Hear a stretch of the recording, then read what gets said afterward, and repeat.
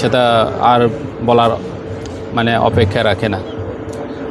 আজকে স্যার কিছুক্ষণ আগে দেখতে পেলাম বিজেপিতে তিপ্রামথার একজন এমডিসি একজন ইএম যোগ দিয়েছে, কি বলবেন এই বিষয়ে? না, নির্বাচনের নিকটে দলের নেতারা যাবে আসবে, আমাদের দলেও আসবে, আমাদের দল ছেড়ে বিজেপিতে যাবে, অন্য পার্টিতে যাবে, তাতে কোনো মানে নাই, আসে যায় না। কারণ যে দলে থেকে জনগণের জন্য কাজ করতে পারে না, অন্য দলে গিয়ে কি কাজ করতে পারবে জনগণের জন্য? জনগণ বিচার করবে তাদেরকে। আমি আর কি বলবো। কতটা আসন পেতে পারেন আপনারা? মিনিমাম 25টা আমরা আসন পাবে। বিগত এডিসি ইলেকশনে আমরা 18টা জিতেছি, এরপরে হংস ত্রিপুরা এসেছি 19টা হয়েছি।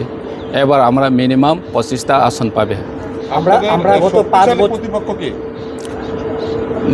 প্রতিপক্ষ বলতে মানে কেউ কি আছে আপনাদের সামনে? কংগ্রেস, সিপিএম? না, মেন প্রতিপক্ষ তো বিজেপি। গ্রাউন্ডে যদিও কিছু নাই, তো মেন প্রতিপক্ষ বিজেপি। গত 5 বছর আপনি সিএম এর দায়িত্ব পালন করেছেন এবং কোনো জনজমাতিয়া বিরুদ্ধে তেমন কোনো অভিযোগ আমরা দেখতে পাইনি। সেই জায়গা থেকে আগামী এই বর্তমান যে আপনি দাঁড়াচ্ছেন, সেই জায়গা থেকে গত 5 বছরের ডেভেলপমেন্ট ওয়ার্ক, সেই বিষয়টা নিয়ে আগামী দিনের জন্য কী ভাবছেন? আগামী দিনের জন্য আমরা এখনও প্রিপারেশন নেইনি, তবে একটাই কথা বলতে চাই যে বিগত 5 বছরগুলিতে আমরা অনেক কিছু শিখেছি। অ্যাডমিনিস্ট্রেশন কীভাবে চালাতে হয়, প্রশাসনিক কাজকর্মগুলি কার সাথে কিভাবে কথা বলে করা যায়, সেটা আমরা শিখেছি। তো আগামী দিনে আমরা নজর দিব স্বাস্থ্য ক্ষেত্রে কীভাবে গ্রামীণ এলাকায় সুব্যবস্থা করা যায়, এডুকেশন শিক্ষা ক্ষেত্রে আমরা কীভাবে আরও নজর দেওয়া যায়, সেটা আমরা অবশ্যই চিন্তা করব। আর যেটা মেন কথা হচ্ছে, যেটা আমরা বিগত 5 বছরগুলিতে করতে পারিনি, সেটা অবশ্যই আমরা করব, সেটা নিশ্চিত। মির্জা কাঠালিয়া কি আপনার গত নির্বাচন হারিয়েছিলেন, এবার কি আশা করছেন? মির্জা কাঠালিয়া তো বিগত ইলেকশনে তো মিনিমাম, সেখানে যদি ঠিকভাবে আমাদের মানে কর্মীরা কাজ করতো তাহলে আমরা জিতে যেত। কিন্তু জনগণ আমাদের পক্ষে রয়েছে বিগত বিধানসভাগুলিতেও। এখন আমরা অবশ্যই জিতব, বহুত বড় ব্যবধানে আমরা মির্জা কাঠালিয়াতেও আমরা জিতব।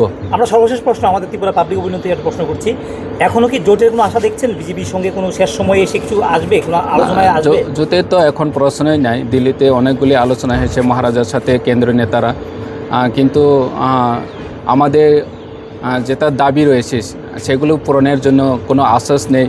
তো জোটে যাওয়া তো প্রশ্নই উঠে না। আমরা আরও স্ট্রংভাবে গ্রাউন্ডে আমরা আমাদের অধিকারের জন্য লড়াই করব। জোট ছাড়া ত্রিপুরা মধ্যে পারে কতটুকু শক্তিশালী?